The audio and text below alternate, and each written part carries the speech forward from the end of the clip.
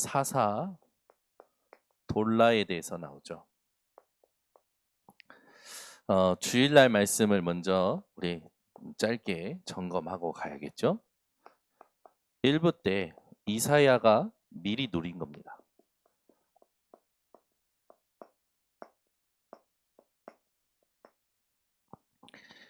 이사야가 미리 누린 것이라는 말씀을 우리가 받았는데 본문이 이사야서 6장 13절이었죠.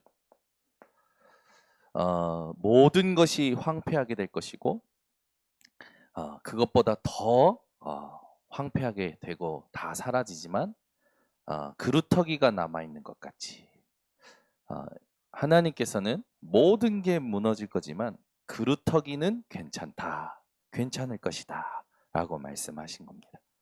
이걸 이사야가 미리 누렸죠. 여러분들이 세상 현장에서 세상의 일에 의하여 생각을 할 때 항상 말씀이 기준이 되고 말씀을 통해서 보시는 게 필요합니다. 순례자의 길 지금 계속 나오고 있는데 이스라엘이 노예로, 전쟁으로, 우상으로, 또 포로, 속국 유란민족 되는 그 모든 여정 속에서 이스라엘 이 사람들이 고통이었을 거고 하지만 남은 자들, 그 자들은 이게 고통이 아니라 하나님이 하신 것이라는 것을 알고 24 행복, 감사, 호흡, 능력 회복해서 말씀 흐름, 기도 흐름, 전도 흐름을 찾아냈다는 거죠. 그래서 순례자의 길을 간다라는 건 어떤 상황, 조건, 어려움 이게 상관없는 정도가 아니라 안 느껴지고 영향을 안 받는다. 오직이 발견된 자죠. 복음이 체질된 자입니다. 이렇게 가기를 하나님이 우리에게 원하시는 거죠. 이게 안 되면 사사기처럼 또 신앙으로 또 돌아가는 겁니다. 그러면서 이사야이라는 이름 자체가 여호와는 구원이시다. 그리고 이사야서는 예언서였죠. 세상은 길흉화복, 미래의 길흉화복을 위해서 예언을 쫓지만 하나님께서 우리에게 예언하시는 목적은 회복과 구원이라는 것. 그래서 우리에게 남은 자를 통해서 반드시 언약을 이루시겠다는 것이 이사야서다. 그래서 이사야서를 통해서 우리가 진짜 어떤 흐름을 미리 붙잡아야 되냐라고 했을 때 핵심 성경 구절 3개를 함께 나눴죠. 나 곧 나는 여호와라. 나 외에 구원자가 없느니라. 땅 끝에 모든 백성아 나를 앙망하라. 그리하면 구원을 얻으리라.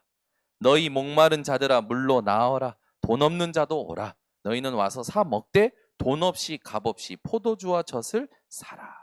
그러면서 이사야서의 굉장히 중요한 흐름, 이사야 6장 13절, 7장 14절, 40장 27절, 31절, 또 60장 1절에서 22절, 62장 6절에서 12절 말씀을 우리가 쭉 하면서 결론적으로 우리가 회복할 게 뭐냐? 기도와 능력을 회복해야 된다. 2부 말씀에서는 하나님의 나라는 말이 아니라 오직 능력이다. 몇 주 전부터 계속 이야기하는 거죠. 진짜 현장에 내가 생각하는 문제 앞에 하나님 나라가 임한다라는 것을 체험해 봤냐? 여러분 체험해 보셨죠? 여러분 하나님 나라가 임할 때 무슨 일이 일어나는지 여러분 체험하셨죠?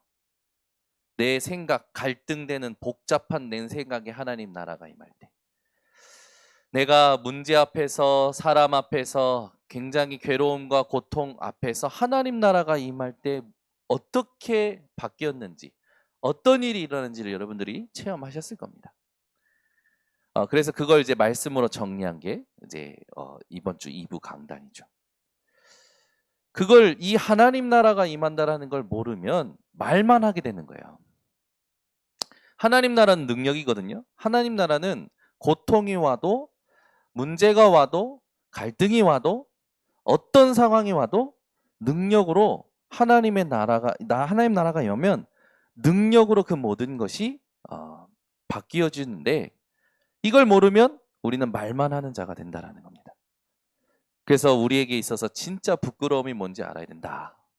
그 부끄러움에 대해서 쭉 우리가 함께 새벽에도 함께 나눴는데 여러분이 이 하나님의 나라를 이루는 것 그것이 교회를 향한 또 우리 인생을 향한 하나님의 소원이요, 또 원하시는 것이다.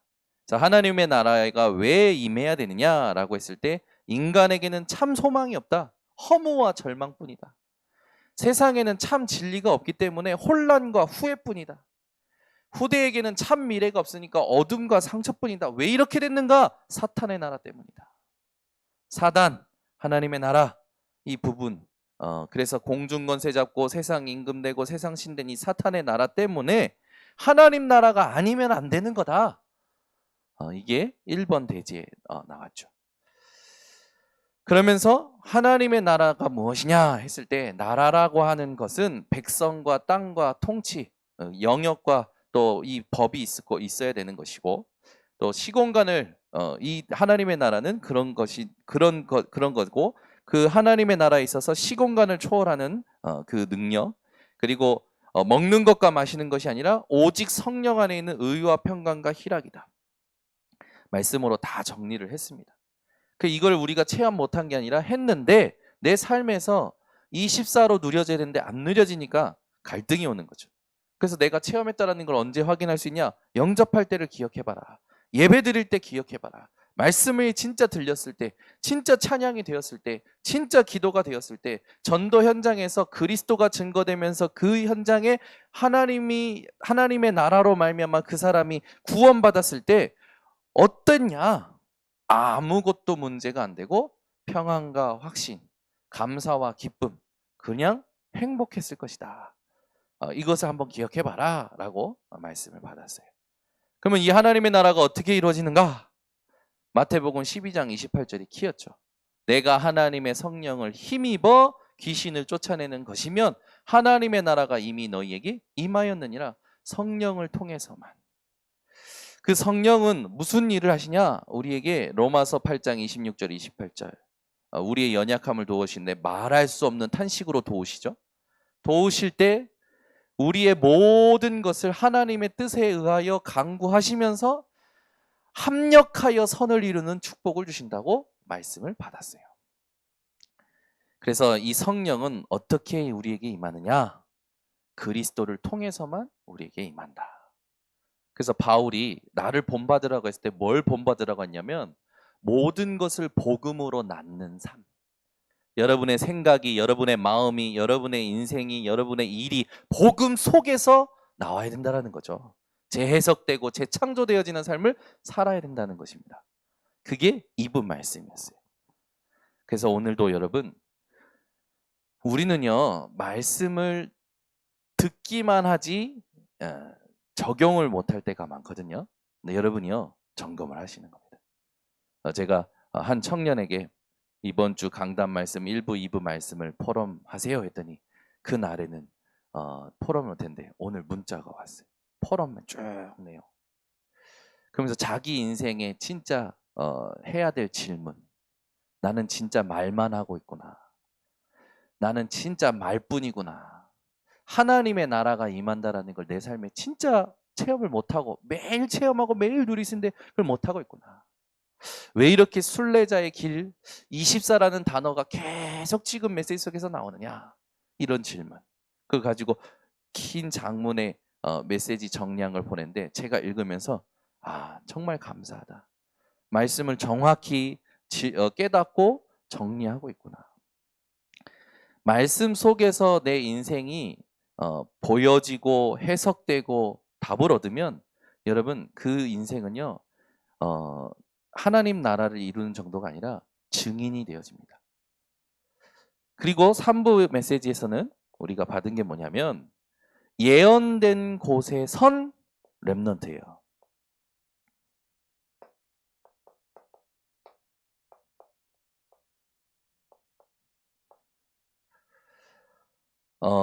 하나님은 말씀을 주시고 말씀을 이루시죠. 이 예언된 곳에 선 자, 그 자가 증인이라는 겁니다. 그래서 주일날 메시지를 우리가 쭉 다 들었는데 이 메시지를 가지고 여러분들이 지금 내가 가지고 있는 모든 생각들을 정리하고 말씀에서 답을 얻으셔야 됩니다. 그래야 여러분 시작이 올바르게 되고 그 시작을 올바르게 했기 때문에 하루가 뭔가 의미 없고 가치 없고 뭔가 나는 오늘 뭐 했지 붕 뜨고 그렇지 않고요. 정확한 선명한 그러면서 굉장히 확신 있고 여유 있고 그렇게 인생길을 갈 수가 있게 되어지죠. 그래서 그런 이제 말씀들을 묵상하면서 오늘 서론적으로 사사기 시대를 보면서 같이 좀 이거는 진짜 우리 성도님들하고 확인을 해야겠다.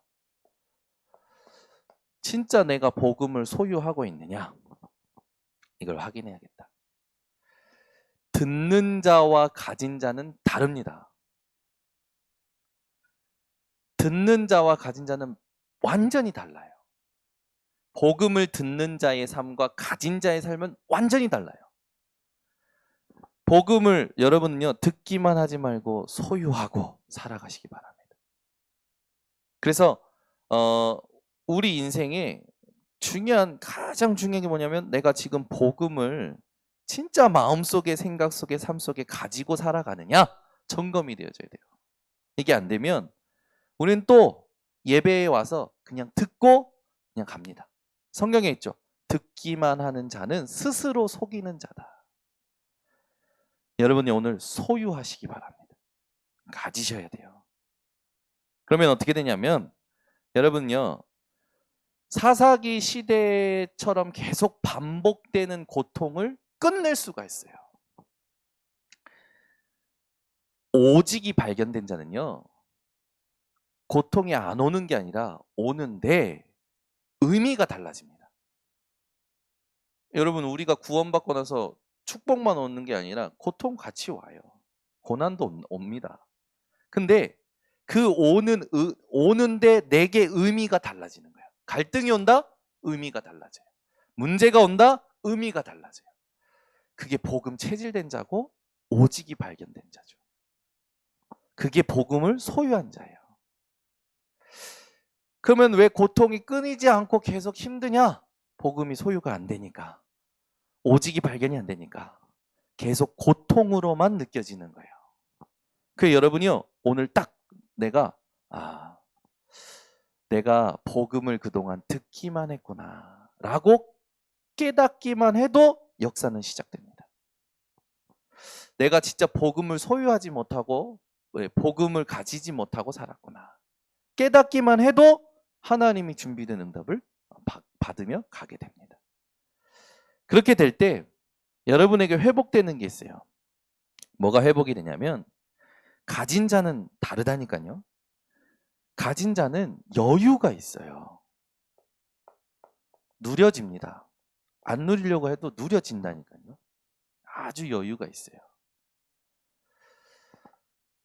조급한 것도 없고 뭔가 답답해하는 것도 없습니다. 굉장히요 여유가 있습니다. 이건요 그냥 세상에서 말하는 그 어떤 삶의 그런 여유가 아니에요. 뭐가 와도 하나님이 원하시는 그 응답, 하나님이 원하시는 메시지를 찾을 수 있는 집중이 되어지는 자예요. 여러분이 회복해야 될 거. 갈등이 와도 문제가 와도 어떤 상황이 와도 하나님이 지금 원하시는 게 뭐냐? 이 집중을 본질적으로 누릴 수 있는 겁니다. 이게 굉장히 중요하죠. 그래서 복음 가진 자는 이게 되어져요. 진짜 내가 해야 될 거냐 안 해야 될 거냐. 능력이 있는 자일수록 그렇죠. 진짜 내가 이게 필요한 거냐 안 필요한 거냐. 능력이 있는 사람일수록 규모가 있는 사람일수록 성공한 사람일수록 그게 되어집니다. 우리는 복음을 가졌다고 하지만 실제로 이것 없이 살아가요. 진짜 가졌다면요. 이게 회복이 됩니다. 그래서 중요한 게 뭐냐면 지금 우리가 RTC를 놓고 집중해 갑니다. 쭉 집중해 가요. 그 자체가 RTC. 언약을 두고 함께 집중하는 자체가 RTC입니다. 절대 뭔가 건물이 RTC가 아니라니까요. 지금 우리에게 오는 갈등과 문제는 하나님이 있어야 하기 때문에 허락하시는 거예요. 갑자기 생뚱맞게 어느 날 갑자기 문제가 터진 게 아닙니다. 일이 잘 안 되는 게 아니고 더딘 게 아니라 하나님이 우리에게 있어야 할 것을 허락하셔서 그걸 통하여 하나님이 원하시는 메시지와 답을 얻고 그걸 같이 나누면서 가기를 원하시는 거예요. 그게 공동체고 팀이고 그게 하나님이 원하시는 RUTC입니다. 이걸 모르면 계속요 일적으로만 생각해요. 세상적으로만 생각합니다. 이게 수준 낮은 거죠. 그러니까 우리 교회가 지금 한 번도 안 가보는 길을 가는 게 맞다니까요. 저는요 하나님이 행하시는 게 느껴진다니까요. 지금 하나님이 정확히 역사하고 계신 게 느껴진다니까요. 그걸요 계속 이 속에서 느껴지는 거예요. 그래서 이걸 바꿔내는 거예요. 이걸 놓고 영적 상태다, 영적 흐름이다, 영적 통찰력이다. 여기서 다 나오는 말입니다. 그러니까 우리 교회 렘넌트뿐만 아니라 전 성도님들이 삶 속에 아무리 바빠도 아무리 힘들어도 아무리 고단해도 이게 있으면 담담해요. 굉장히 담담해지죠. 정확한 걸 보고 가기 때문에. 실수를 해도 괜찮아요. 뭐 예상 못한 예측 못한 일이 일어나도 괜찮아요. 왜냐? 하나님이 허락하신 분명한 계획과 의도와 뜻과 축복과 응답이 숨겨져 있음이 바로 느껴지기 때문에 반응 자체가 달라요. 반응 자체가 막 신경질적이다. 반드시 이게 안 되고 있는 겁니다. 복음을 가진 게 아니라 그냥 내가 또 듣기만 하고 있는 거죠. 그렇게 될 때 이게 이제 이렇게 되면요. 여러분들요. 즐거움 이걸 조금 다르게 말하면 즐기는 자 이게 돼요. 매사가 즐거워요. 근데 막 이게 막 오도방정 떠는 즐거움이 아니라 굉장히 기쁨이 말로 표현할 수 없는 기쁨이 싹 가슴 속에 있습니다. 그러니까 영향을 안 받는 게 당연하겠죠. 저는 지금 다른 나라의 말을 하고 있습니다. 여러분 알아듣고 따라오고 계십니까? 다른 나라의 말을 하고 있어요. 어떤 나라의 말이냐? 하나님 나라에 대해서 지금 얘기하고 있는데 여러분 따라오고 계십니까? 이러다 보면요. 이제는 뭐가 되냐면 이걸로 내가 진짜 계속 누려야겠다라는 현장의 필요에 의해서 이게 계속 누려야겠다는 생각이 쓰면서 정시기도가 되어져요. 내가 하나님 앞에 모든 걸 중단해야겠다. 내가 하나님 앞에 모든 걸 멈추고 오늘 나에게 하나님이 원하시는 것, 이 문제, 이 사건 원하시는 것 이거를 내가 찾아내야겠다. 여러분 이게 반드시 여러분 하루 동안에 한 번은 필요합니다. 이게 되어지셔야 돼요. 그렇게 돼야 지금 뭐 24 계속 나오는데 삶이 완전히 바뀌게 되죠. 그러면 이때부터는 다른 게 나옵니다. 현장에 준비된 응답의 문이요 보여요. 전도가 보이는 거죠. 그래서 여러분 전도라고 했을 때 가장 중요한 게 뭐냐면 전도했을 때 가장 중요한 게 뭐냐면 여러분이 얼마나 가치 있는 자인지를 먼저 찾는 게 매일 하셔야 될 전도입니다. 지금 내가 세상적으로 어떤 상황, 어떤 환경에 있더라도 그게 내가 아니라 하나님이 나를 어디에서 건져내셨고 나를 얼마나 가치 있게 보고 계시는지를 그 가치를 발견하는 게 오늘의 전도 중에 가장 중요한 전도예요. 여러분이요, 내 인생에 뭔가 문제가 많다. 우리 가문은 뭔가 잘 안 된다. 뭐 이렇게 능력이 없다. 이런 생각이 드십니까? 그 모든 이렇게 흘러왔던 것들, 그게 내 안에 밑바닥까지 깔려 있고 뿌리가 내려져 있어요. 세포 하나하나까지 전부 그걸로 다 갇혀 있을 겁니다. 그걸 하나님 앞에서 그리스도를 통해서 바꿔내는 그것만 해도요. 여러분 최고의 전도가 됩니다. 여러분 제가 오늘 이제 말씀 묵상하다 깨달은 거예요. 그래 우리 교회는 올해와 내년에 우리 몸의 세포를 전도하자. 그런 생각을 했어요. 우리 몸의 세포 하나하나까지, 신경 하나하나까지, 사고방식, 각인뿌리 체질 하나하나까지 그리스도를 통해서 그리스도를 직면해서 그리스도를 만나서 그 그리스도로 바꾸어야겠구나. 이게 최고 전도다. 그게 될수록 이게 나온다니까요. 이게 나오면 뭐가 되어지냐면 이게 되는 사람이 하나님이 원하시는 소통이 되어집니다. 이거 되는 사람만 하나님 원하시는 소통이 돼요. 안 그러면요. 그런 게 된다니까요. 메시지를 듣고 포럼하는 건요. 엄청 힘든데 모여서 회의하는 건 하나도 안 힘들어. 포럼하는 건 3시간씩 하는 거 힘든데 회의하는 건 3시간, 4시간, 5시간 하는 건 하나도 안 힘들어. 그게 기존 교회에서 해왔던 사실은 실수 아닙니까? 말씀 듣고 포럼하는 거는 안 되는데 모여서 회의하면 2시간이고 3시간이고 4시간이고 5시간이고 그러다가 영적인 힘 없는 사람은 지쳐버리는 거죠. 그러니까 전부 사단의 놀이터가 되는 거예요. 이게 여러분 능력 중의 능력이에요. 여기서 다른 사람과 함께 할 수 있는 부분이 나오는 겁니다. 부모가 자녀와 함께 살아도요. 함께가 아니라니까요. 저도 제가 경험했어요. 부모님하고 살아도 함께 사는데도 마음과 생각은 함께가 아니에요.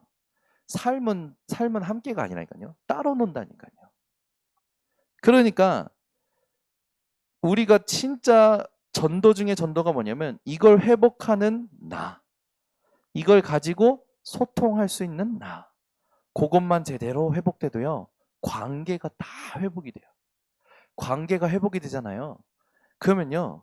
기다리고 있으면 하나님이 정확한 시간표에 복음 들을 사람을 붙여주셔요. 만나게 해주셔요. 말할 수밖에 없는 상황으로 몰아가셔요. 오늘 아침에도 어떤 목사님이 자기 교회 어떤 렘넌트가 받은 응답을 문자로 보내주셨어요. 보니까 이제 렘넌트가 다니는 회사의 상무가 이 렘넌트를 불러서 자기 인생 얘기를 꺼내는 거예요. 그러면서 자기가 옛날에 청소부 밥이라는 책을 읽었는데 그러면서 이제 그 청소부에 나왔던 밥에 나왔던 어떤 그 것들을 하면서 나는 그게 안 된다. 그러면서 자기 인생 문제를 탁 꺼내니까 렘넌트가 이제 시간표가 왔구나. 그러니까 여러분 말단 사원한테 자기 인생 문제를 그 상무라는 사람이 꺼낸다라는 것 자체가 사실 어떻게 보면 자존심 상하는 거 아닙니까? 왜 꺼냅니까? 복음들을 시간표가 되니까 꺼내게끔 하나님이 하시는 거죠. 이게 오늘 정말 복음을 가졌는지 안 가졌는지를 여러분들이 점검하시면서 이걸 놓치면 사사시대가 되는구나. 이걸 깨달으시면 됩니다. 그래서 오늘 본론으로 본문에 보면은 돌라라는 사람이 나와요.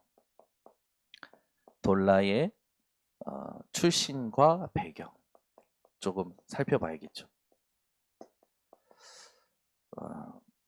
돌라라는 사람의 출신과 배경을 보면 오늘 이사갈 지파, 이사갈의 후손 이렇게 나오죠.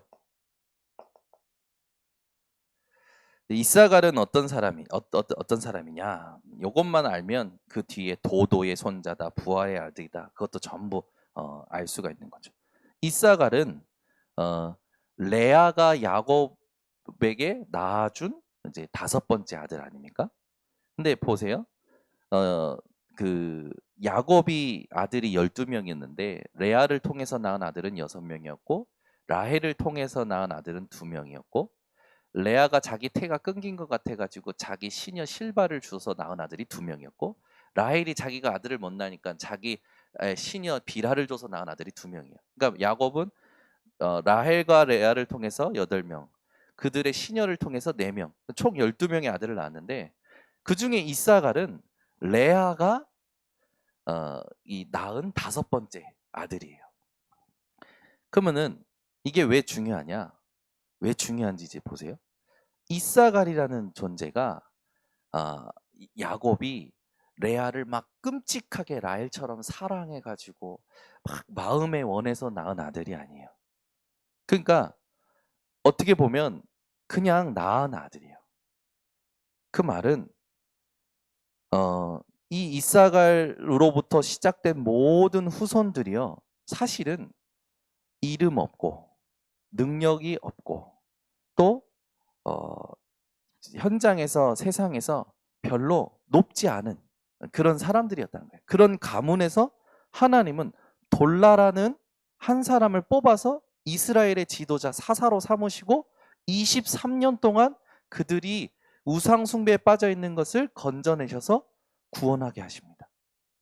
그럼 굉장한 의미가 있는 거죠.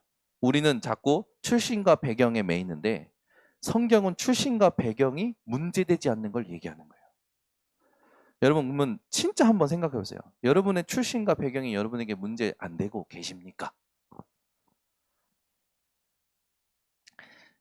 내 가문, 내 부모가 내가 사는데 정말 문제가 안 되고 계시냐 이거죠. 온라인 생방송으로 듣는 우리 성도님도 한번 생각해 보세요. 저는 예전에 집이 어려운 걸 느낄 때, 왜 이렇게 집이 어려울까?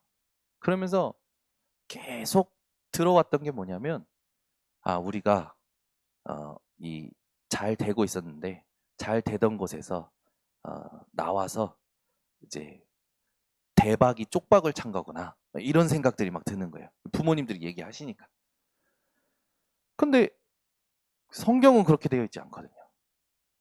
문제가 오면, 갈등이 오면 우린 자꾸 이런 데로 갑니다. 내 출신이 어때서, 내 배경이 어때서. 근데 성경은요, 출신과 배경이 문제가 안 돼요. 이사갈 후손이다. 쉽게 말해서 야곱이 사실은 레아를 라헬처럼 소중하게 생각하지 않았죠.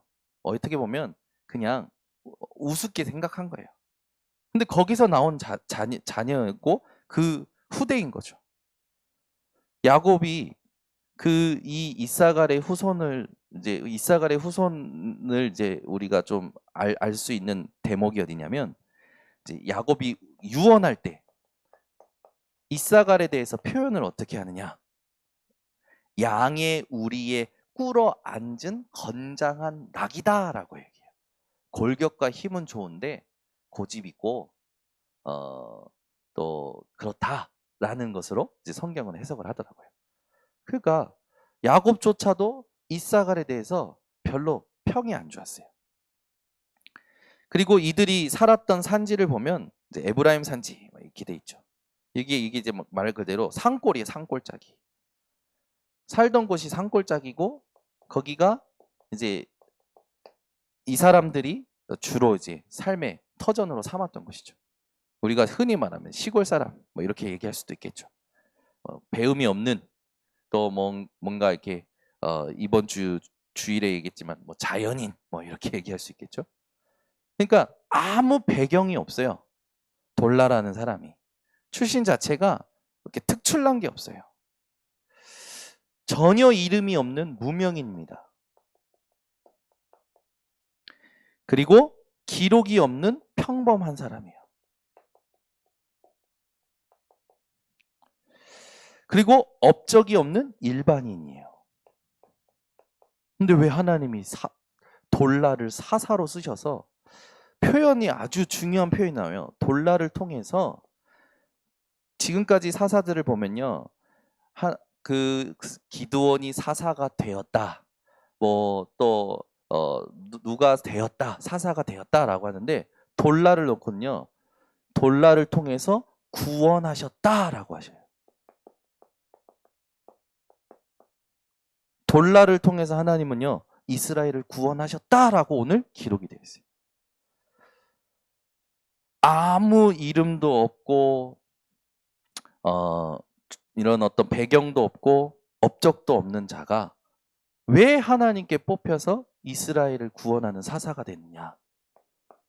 하나님이 쓰시는 사람에 대해서 우리가 오늘 정리를 해야겠죠. 하나님은 어떤 사람을 쓰시느냐?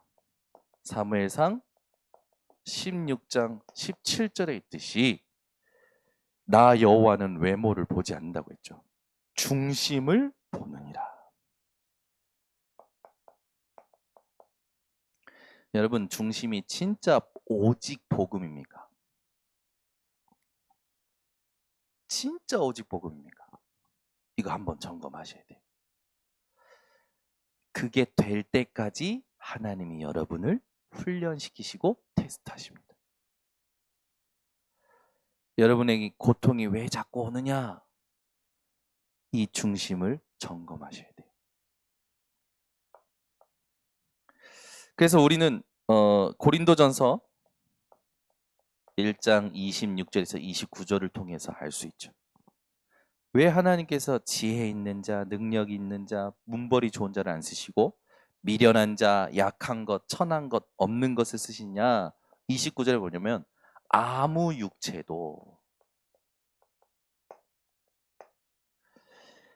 하나님 앞에서 자랑하지 못하게 하려 하심이라. 여러분, 만약에 제가 서울대를 나왔어요. 제가 만약에 막 하버드대를 나왔어요. 그래서 제가 막 잘해요. 그러면 여러분, 제가 잘할수록 어떻게 말하실 겁니까? 우리 목사님 오직 복음이야? 하시겠습니까? 아니야. 서울대 나와야 돼. 하버드대 나와야 돼. 그러겠죠. 아닌 것처럼 저를. 그죠? 제가 만약에 여러분 뭔가 배움이 좋아요. 능력이 있어요. 그것도 일을 잘해요. 그러면 사람들 뭐라고 할까요? 하나님 자랑 안 해요. 그 출신을 자랑하고 배경을 자랑하고 그걸 높이지. 그러니까 감사해야 돼요. 제가 서울대 안 나온 걸. 여러분 그러잖아요. 제가 보니까 우리 장 선생님은 저 맨날 보면서 우리 목사님은 오직 복음이에요 하시더라고. 근데 제가 막 부끄러워요. 근데 오늘 메시지 묵상하면서 깨달았어요. 그래, 나는 정확한 증인이구나. 만약에 제가 서울대 나오고 하버드대 나와봤어, 알아 그랬지. 우리 목사님은 하버드대 나왔어. 이러겠죠. 누굴 높일까요? 하버드대를 높이겠죠. 그죠? 그죠? 안 그렇겠습니까? 그렇다니까요. 그러니까 아무 출신과 배경이 아무 상관이 없는 거, 우리에게 없을수록 좋은 거예요. 아멘 안 나오잖아. 없을수록 좋은 거예요. 왜? 오직 복음만 말할 수 있는, 오직 복음만 나타낼 수 있는 진짜 증인이 되기 때문에. 아멘? 진짜요, 여러분. 저는 오늘 이거 묵상하면서 그렇다 맞다. 우리 교회에 그래서 대단한 어떤 실력 있는 부교육자가 올 필요가 없다. 오직 복음만 나타낼 수 있는 교육자가 와야 된다. 여러분, 이거는 우리 교육자들을 비하하는 발언이 절대 아닙니다. 교육자는 하나님이 여러분을 훈련시키기 위한 사역의 도구예요. 그래서 좀 모자랄 수도 있고요. 네, 여러분들 깨트려야 되기 때문에 네, 앞뒤 없을 수도 있고요. 그럴 수 있습니다. 고집 셀 수도 있고요. 왜? 교역자는요, 하나님이 하나님의 양들을 치시고 하나님의 양들을 기르시는 도구일 뿐이에요. 그래서 저는 임마누엘 서울교회가 맞다고 생각돼요. 무슨 말이냐? 임마누엘 서울교회는요, 절대 이상한 부교육자를 안 내칩니다. 절대 이상한 부교육자를 안. 임마누엘 부산교회도 그렇고 절대 이상한 부교육자를 안 내죠. 그렇다고 해서 우리 교회 부교육자가 이상하냐? 절대 우리 교회 부교육자는 안 이상하고 항상 괜찮습니다. 여러분들이 그 가치를 아셔야 돼요. 저는요, 이렇게 봤을 때 제게는 사실은 너무 감사한 게, 제가 저는 이게 되게 막 부러웠고 있어야 되고 그렇게 생각이 됐어요. 그러다 보니까 자꾸 그런 걸 쫓더라고요. 실력이 있어야 돼. 언어를 잘해야 돼. 일을 잘해야 돼. 그러다 보니까 저도 모르게 막 언어 공부하고 싶고 일을 잘하는 그런 걸 공부하고 싶고 그런 걸 쫓는 거야. 하나님은 그걸 원하시지 않는데. 제가 어느 날 깨달은 거야. 필요 없구나. 진짜 필요 없구나. 하나님께 집중하고 하나님이 원하시는 것을 쭉 따라가다 보면 필요한 걸 하나님이 채우신다고 했는데, 자꾸 내가 내가 보기에 필요한 것들, 내가 하고 싶은 것들, 내가 보고 싶은 것들, 그걸 가지고 자꾸 뭘 하는구나. 아, 내가 정말 이게 없구나, 이게. 이 복음이 없구나. 제가 그걸 발견하게 된 거죠. 그때부터는 뭘 막 더 배우려고 하지도 않고, 아니고 계속 질문하는 거예요. 하나님, 지금 이런 사건이 있고 이런 문제가 있습니다. 분명히 하나님 허락하시지 않으셨습니까? 그러면 하나님 계획이 있으신 거 아닙니까? 그럼 내게 그 계획을 알도록 먼저 내가 이 세상의 것에 영향받지 않도록 말씀을 주세요.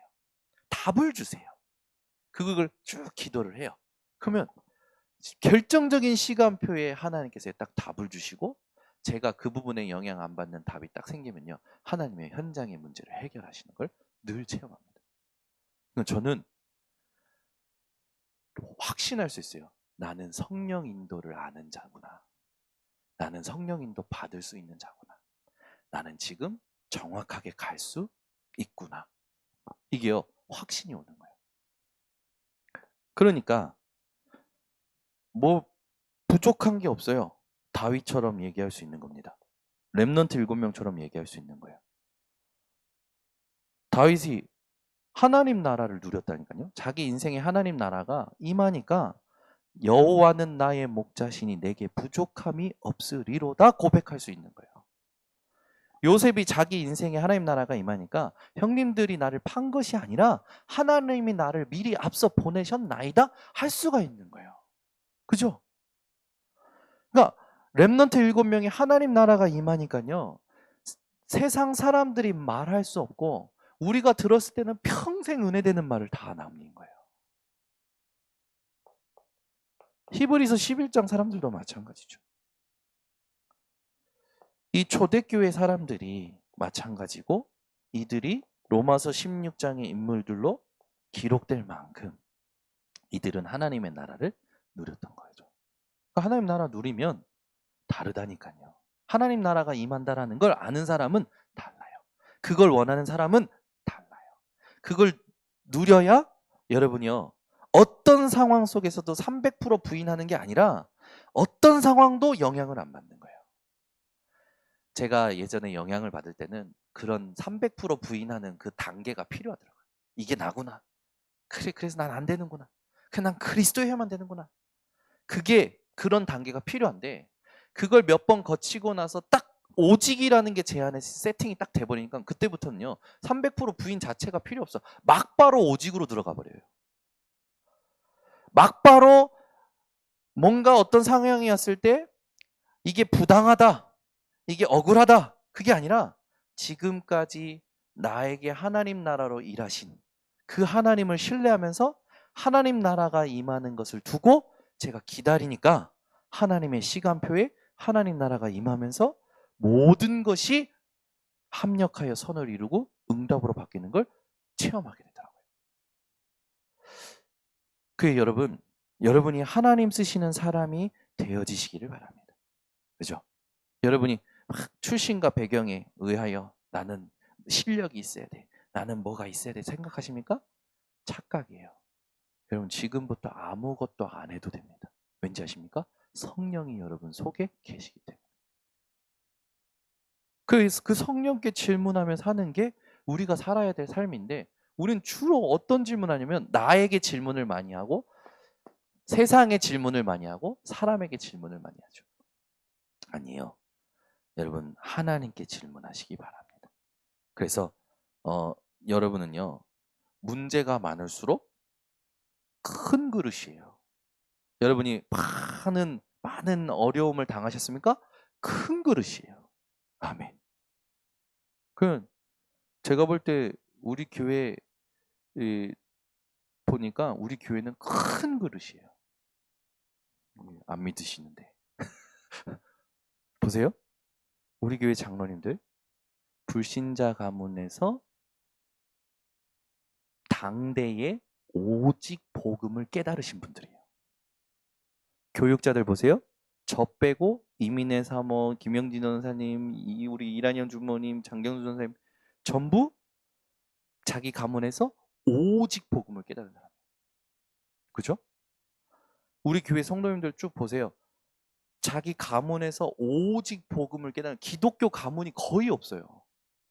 우리 교회는요, 불신자 현장에서 오직 복음을 깨닫고 와 있는 성도들로 거의 이루어져 있어요. 그래, 그릇이 큰 겁니다. 그 제가 그걸 딱 깨닫고 나니까, 야, 맞다.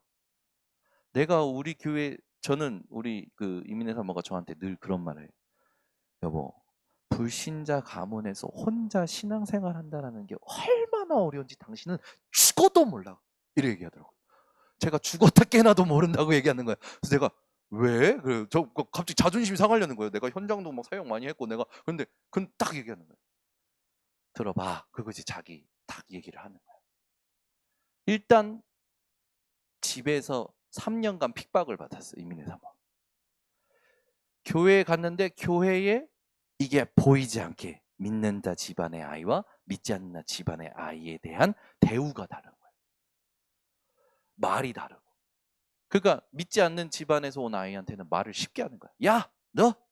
막 이러고. 믿는 집안 아이들한테는 그러면서 이제 말이 대우가 다른 거야. 그런 걸 느낀 거지. 그렇구나. 그러니까 저한테 그런 낱낱 아주 현실의 낱낱이 그런 어떤 어려움들을 얘기를 해주는데 제가 쿵 한 대 맞았어요. 그래, 나는 감사할 것밖에 없고 나는 진짜 집중할 건 오직 복음밖에 없구나. 그러면서 우리 교회가 다르게 보이는 거죠. 우리 교회는 진짜 하나님이 원하시는 교회다. 우리 교회는 하나님이 진짜 원하시는 교회입니다. 우리 교회는 절대 망할 수가 없어요. 우리 교회가 살아남을 겁니다. 한국 교회, 미국 교회, 전 세계 교회가 문을 닫아도 우리 교회는 살아남게 돼요. 왜? 불신자 가문에서 오직 복음을 알고 왔기 때문에. 그러니까 저는 우리 그 중직자님들과 우리 그 불신자 가문에서 온 사람, 그 성도님들의 자녀들이 좀 안타까운 거예요. 쟤네들이 얼마나 큰 축복을 받았는지 진짜 알까? 이런 생각이 드는 거예요. 쟤네들이 진짜 부모님에게 정말 그 부분에 대한 감사가 있을까? 하면 그게 궁금한 거죠. 그러면서 저도 그런 부분들을 회복하고 지금도 누리고 있습니다. 자, 하나님이 쓰시는 사람에게 가장 필요한 게 뭘까요? 하나님이 쓰시는 사람에게 가장 필요한 게 뭘까요? 그건요, 성령 충만입니다. 다른 거 필요 없어요. 말이 아닌 능력, 그것만 필요합니다. 이 사람들은요, 오직 능력, 그러니까 오직 능력인데 오직이 발견된 능력, 이걸 가진 자들이에요. 이 사람들에게 필요한 건 성령 충만입니다. 다른 거 아무것도 필요 없어요, 사실은. 그런 거는 하나님이 시간표에 맞춰서 주실 거기 때문에. 그러면 성령 충만했을 때 우리가 딱 붙잡아야 될 단어 3초월입니다. 보좌, 시공간, 이삼즈. 이건 약속이에요. 모든 족속으로 제자 삼으라. 온 천하 만민에게 복음 증거하라. 땅 끝까지 증인이 되리라. 그 말씀을 하시면서 약속하신 겁니다. 이걸요 우리가 누릴 수 있는 존재죠. 우리는 잠재력이 아니라 삶 세팅. 뭐가 세팅되어 있습니까? 창세기 1장 27절 하나님의 형상을 가진 자예요. 생기로 생령이 된지라 생기를 불어넣으시니 생령이 된지라 영혼을 가진 자입니다. 히브리서 4장 12절 우리는 이 땅에서 흉내낼 수 없는 생명력을 가진 자들이에요. 보세요. 여기 하나님의 형상이라는 단어, 생기, 생령, 말씀 이 단어가요. 호흡, 숨 이런 단어들로 연결이 되거든요.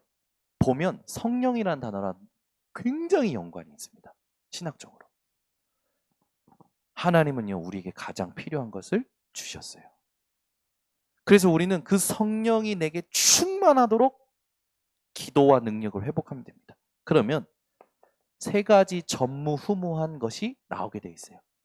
나에게, 교회에, 현장에. 반드시 그 응답을 받게 됩니다. 하늘과 땅의 권세 가지신 그리스도로 말미암아. 그래서 여러분, 오늘 메시지 여러분이요, 하나하나 제가 말한 걸요, 깊이 생각해 보셔야 돼요. 이게 그냥 제가 얘기한 게 아닙니다. 이게 우리 성도님들한테 가장 필요한 건데 이게 안 되고 있는 거죠. 그래서 지금 우리가 계속 하고 있는 게 뭡니까? 기도와 능력, 이걸 회복하는 부분이죠. 이걸 회복할 때 지금 이제 이번 주에 하나님의 나라를 이룬다라고 하는 이 부분이 예수님이 말씀하신 거잖아요. 너희는 먼저 그의 나라와 그의 의를 구하라. 분명히 우리가 구해야 될 건 하나님 나라와 의인데 어떻게 구해야 됩니까? 먼저 구해야 됩니다. 먼저. 근데 이 먼저가 처음과 끝이고 모든 거예요. 그래서 하나님의 나라를 여러분들이 구하시면서 뭘 회복하셔야 되냐? 남은 자라는 정체성을 회복하셔야 됩니다. 남은 자. 하나님이 정확하게 이 땅에 이 하나님의 일을 하기 위하여 하나님의 모든 것을 가지고 남겨두신 자죠. 그러니까 다 가졌어요. 다 가졌는데 어디서 놓치냐? 삶을 살면서 놓치는 거예요. 그래서 여러분은 놓치지 말고 이제는 다 찾아내는 순례자, 그것도 기쁨과 참 감사와 행복으로 찾아내는 순례자, 이 축복을 받아야 됩니다. 이제 뭡니까? 세상 모든 것을 복음 속에서 재해석, 재창조해내는 정복자, 이렇게 가는 거예요. 참 우리가 이렇게 갈 수밖에 없는 하나님의 은혜를 받은 자들입니다. 그래서 사사돌라를 통해서, 사사돌라에 대해서는 딱 두 구절에 대한 설명밖에 없어요. 근데 우리가 진짜 찾아야 될 답은 하나님이 쓰시는 사람의 기준과 그에게 필요한 것과 우리가 진짜 감당해야 될 축복들입니다. 오늘 메시지 여러분 오프라인 온라인으로 듣는 우리 모든 성도님들은 그냥 들지 마시고 집에 가서 다시 한번 보고 묵상해 보시고 질문해 보시고 하나님 앞에서 답을 찾아내시기를 예수 그리스도 이름으로 축원합니다. 기도하겠습니다. 하나님 감사합니다. 오늘도 우리 인생을 말씀 속에서 사사돌라와 같이 받은 축복이 무엇인지, 응답이 무엇인지 알게 하심을 감사를 드립니다. 우리 모든 성도들이 복음을 듣기만 하는 자들이 아니라 소유하는 진짜 능력 가진 자들이 되게 하여 주시옵소서. 그래서 어떤 출신과 배경도 우리에게 문제되지 않고 따라갈 것도 아니라 우리에게 가장 중요한 건 하나님이 쓰시는 사람의 정체성이요, 그에게 필요한 성령 충만임을 알고 우리가 감당해야 될 미션과 축복을 차지하는 우리 전 성도들 되도록 하나님 축복하여 주시옵소서. 그래서 오늘부터 우리 전 성도들과 렘넌트들이 이 영적인 축복을 내 것으로 만드는 진짜 전도가 시작되도록 하나님 역사하여 주시옵소서. 예수 그리스도의 이름으로 기도드리옵나이다. 아멘. 우리 말씀 붙잡고 합심으로 기도하겠습니다. 사랑이 많으신 하나님, 사사돌라를 통해서